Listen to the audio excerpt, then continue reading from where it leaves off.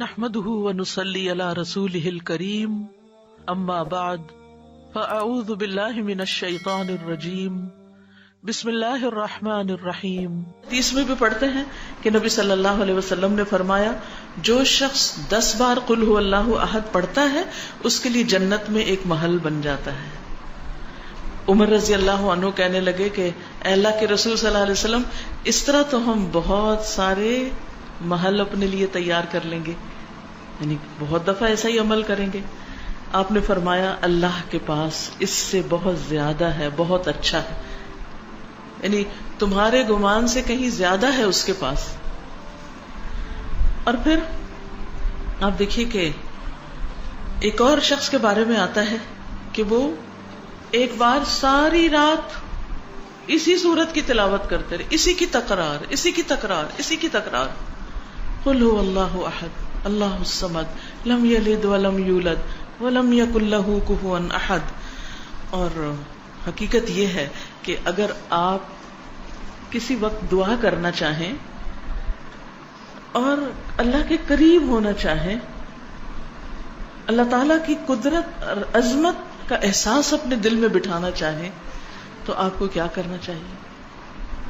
بغیر گنے کئی بار قل هو اللہ احد۔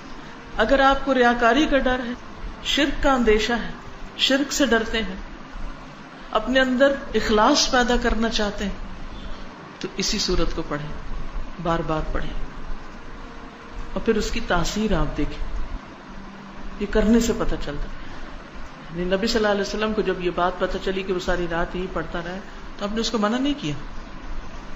اس لیے اگر کوئی اس کو ایک سے زیادہ بار پڑھتا ہے تو کوئی منع نہیں ہے، لیکن اس کے لیے کوئی جگہ، کوئی وقت، کوئی گنتی، کوئی ہنسا کچھ مقرر نہیں، کیونکہ ایک ہی آیت کا یا ایک سورت کا بار بار پڑھنا انسان کے اندر اس کا فہم زیادہ کرتا ہے، اس کے اندر غور و فکر اور تدبر زیادہ ہو جاتا ہے۔ تدبر کے لیے تکرار چاہیے ہوتی، بار بار پڑھو۔ ہم تو ایک دفعہ قرآن پڑھتے ہیں اور اس کے بعد بند کر کے وہ اوپر شیلف میں رکھ دیتے ہیں، مکمل ہو گیا، اب مزید اس سے کوئی کام نہیں۔ اس کی فضیلت یا اس کے بارے میں یہ بھی آتا ہے کہ یہ انسان کی بیماریوں کو دور کرنے والی ہے۔ اب بیماریوں کو کیسے دور کرنے والی؟ سب سے بڑی بیماری اور علت کیا ہے؟ شرک۔ سارے غم ہی شرک کی وجہ سے آتے ہیں، ساری مصیبتیں شرک کی وجہ سے آتی ہیں، اللہ سبحانہ وتعالیٰ کی ناراضگی شرک کی وجہ سے آتی، چاہے شرک اکبر ہو چاہے شرک اصغر ہو۔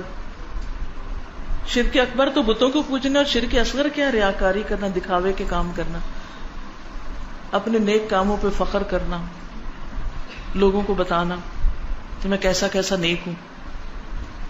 تو اس کا علاج کیا ہے کہ انسان قل هو اللہ احد پڑھے۔